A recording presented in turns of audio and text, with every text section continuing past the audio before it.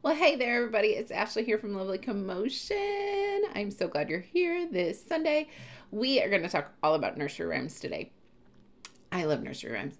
Do you think your preschoolers know the traditional rhymes that we used to recite as kids? You know, like Jack and Jill, Hey Diddle Diddle, Little Miss Muffet. I don't know. I have found more and more that we are not doing these rhymes with children. What was the point of them anyway, right? Well, there are some big benefits to some nursery rhymes. And if you aren't already doing them with your students, this is a great opportunity to bring them in. And I'm going to share with you why you should and how I do it without it taking up a whole lot of time and without it being this big hoopla. I'm making it easy. I bring it into my whole group during my circle time and it works. So I want to share with you today why you should even be doing those old school nursery rhymes. It's not about just the language fun, but there's some big benefits. So let's talk cognitive brain benefits. Patterns. We're finding language patterns in rhyming. That is super important. Retelling. We can recite them and then take them and retell them, and they are really good for that because they are not super long, and so young children are better able to pick out that beginning, middle, end, what happened first, next, last with nursery rhymes because they just aren't as long as some of the stories that we read. Numerals also, a lot of times there's numerals in nursery rhymes, and obviously there's lots of letters and words in nursery rhymes, so some cognitive things that we can build off of with nursery rhymes. There's also language benefits. Obviously rhyming, right? One of the easiest ways to teach rhymes is by rhyming, and nursery rhymes do that. Rhythm in reading, rhythm in our words. Nursery rhyme help with that. They help with that pitch and that volume and that voice coming through. And vocabulary. There's some new words. There's some words that maybe they haven't heard of, right? What is a tuffet and why is she sitting on it? And so we can talk about those things. What is a well? What was that even used for? Here's some history. That's how we used to get water. So like all these things can be learned from nursery rhymes in a quick amount of time. Also, social emotional benefits. Kids love pretending, we know that, and they can act out. They can pretend to be these characters. They can relate to the characters in the text. So we're creating that deeper understanding of the text because they may already have an experience with that. One time, I want to bring my dog to school just like Mary wanted to bring her lamb. How can we connect what they have in their real world, make a real world to text connection? And nursery rhymes can help with that. And also bonding. I mean, this is what your nursery rhymes were used for and songs before YouTube and before lots of picture books were around. They were a powerful way for whoever was reading them with children to bond with them. And because they're having fun together. And when they're having fun together, they are feeling safe together. So using nursery rhymes in preschool. Now you know why you should be doing them, but the how. Like, I don't have time to add anything else into my day. How am I going to add nursery rhymes? And so I will tell you, we don't do nursery rhymes all year long. There isn't enough time for that. I like to take my nursery rhyme time in during my circle time. So if you have listened to any information I've put out with classroom jobs and my circle time and how we structure that, there are times when we do different activities in our circle time to reflect our jobs. And then there are times when I plug in some nursery rhymes. And that's all kind of laid out in my pacing guide. So I'll link that as well in case you want to check that out. So I like to drop this in to my circle time. And I do it in a way that is pretty short, pretty sweet, but repetitive. And so I like to do it day by day. Right now I only teach 3 days, so I have to pick and choose. But I have 5 days of activities to share with you about how I go through each day and how we can learn the nursery rhyme, reinforce the nursery rhyme, and suck as much good juice, learning juice out of that nursery rhyme as possible.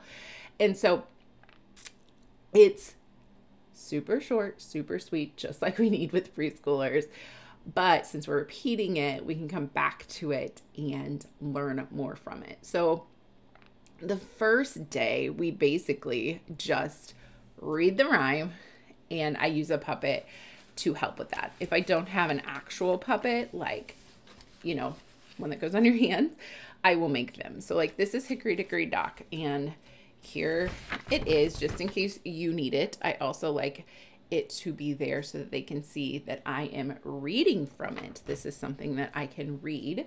And then I have some props with it, and I've put them on sticks. I've put them on, put some felts on the back, use them in a flannel board, you can use them as a magnet. I mean, there's so many ways you can use them. This one I just used more as a puppet. So Hickory Dickory Dock, the mouse ran up the clock. And so we have our mouse on our stick, and then we have the arrow up, right? Hickory Dickory Dock, the mouse ran up the clock. The clock struck 1, the mouse came down, and then we can turn this to down. Hickory Dickory Dock. Simple, right? Super simple. We're just introducing it. Hey, I have a fun rhyme to sing with you today. This is about a mouse and a clock. Did you know this is a clock that they used to have? My actual grandfather made these clocks, these type of clocks. They may not have them in their home right now, but the mouse likes to run up and down the clock. This is an arrow. It can show us which way to go, which way the mouse is going. And so you can say it a couple times, and then you can start even to leave that last word out to see if they can say it with you. Hickory Dickory Dock, the mouse ran up the what? That's right, clock. Those rhyme. Dock, clock. Lots of conversations going on here. So that's day 1. Just read it. Use the puppets. Give them some visuals. They may not know why the mouse is running up the clock, and you can talk about that, right? Why the mouse came down. Why is it called Hickory Dickory Dock? We can come up with all those things, and we can talk about them.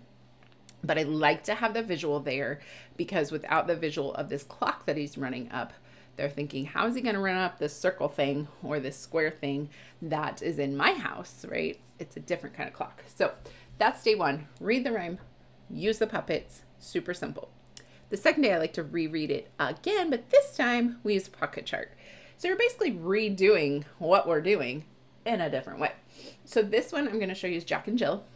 And if you see some of the stuff that you really want to grab a hold of, these nursery rhymes are in my TPT store, already done for you. I got his print. I like to put them in just the page protectors, like all together in the page protector. And that way I can pull out what I need when I need it. But Jack and Jill went up the hill. So back in the day, before I had children, before I had lots of things to do, I would have written these out on sit-in strips. Times have changed. I might glue these on sit-in strips just to help with the stability, but boy, oh boy, am I not going to write them all out. So Jack and Jill went up the hill. So you're going to put this on the same line in the pocket chart, right? To fetch a pail of water. And then you can look at the pictures. They come with little pictures. Oh, which one is of them going up the hill, getting ready to go up the hill? Look, their bucket is empty. That means they haven't got there yet. So that one goes with this line of the poem. And then you can do the next one, right? Jack fell down and broke his crown. So we've got him falling in a picture. And so we know that's happening because he has a face of surprise and the water's falling. And then the rest of it, Jill came tumbling after. And then we've got a picture for that too. And so you could definitely put these in and point to the words as you're saying them. So helping them understand that each word, we move along each word when we read, right? Jill came tumbling after. That's 4 words in this one sentence. Obviously not something that we are trying to master, just something that we are trying to introduce, kind of give them an idea of how the structure of reading works and words, how words work together, letters work together, words work together to create these rhymes, right? So that's day 2. We redo it, we reread it, we use the pocket chart pieces. Then day 3, reread it again. Obviously, these are short. By now, they're going to know them, right? Not going to be a problem. We can sequence them. We can look at pictures, look at the details, and figure out what goes next. So the cards already, I have these cards already done, depending on which one you're looking at. And so like this one is, they look like they're at the bottom of the hill. Their pail is empty. Then they're at the top. Their pail is still empty. Whoops, sorry about that. And then Jack is falling. Oh, sorry, sideways. Jack is falling and his bucket's going in the air. And then he has a boo-boo on his head because remember he broke his crown. So then we can talk about what a crown is. And then Jill came tumbling after, and here she comes down too, and she has her mouth wide open too in surprise. So this is a 4-step sequence, but it's just another way to bring in that idea of sequencing a story, sequencing text. What happened first? They were at the bottom of the hill. What happened next? What happened after that? What happened at the end? You can start using some of that vocabulary with them. Again, quick, right? Quick, simple, but another touch point in bringing literacy into their lives. So the next one, day 4, reread and act it out. So this one's fun too, because somebody could be the clock, right? You're going to be the clock for Hickory Dickory Dock, and you're going to stand up tall like a clock. And then maybe you have a mouse puppet. Maybe you don't. Maybe we pretend to have a little mouse, and he goes up, up, up, up, up the clock. And then the clock strikes 1, and everyone can go ding or dong, whichever. And then the mouse ran down, right? And we can have somebody being an arrow, up, down. We're just acting out. We're using another way, using our bodies and movement in another way to represent the text. So day 4. The last day, I like to take them on a letter hunt. And you can use just this simple poster of it, or you could use the pocket chart one. It's totally up to you how you want to use it. But they can go through and they can find certain letters in the text. And this really shows them, like, look, there's an M in Mary. Mary is a word, but it starts with that letter M. And so if you're working on certain letters, or choose the letters of friends in your classroom, you start with A. Can you find an A? And so they start seeing that all of this words that's all put together on this page and seems like a lot is actually filled with letters, and I can find those letters, and these letters come together to mean something, right? And so we're kind of starting that idea of these letters joined to words, and words joined to sentences, and sentences joined together to make a rhyme or a story or something make sense. So kind of beginning on that. And I love to be able to do this as a like a transition activity. We're blessed enough to have a bathroom in our classroom, so a lot of times I will have one child come over at a time, find their letter, and then go wash their hands, and it's the next person's turn. So we're kind of lightening the load on who's at the actual rhyme and who's in the bathroom, right?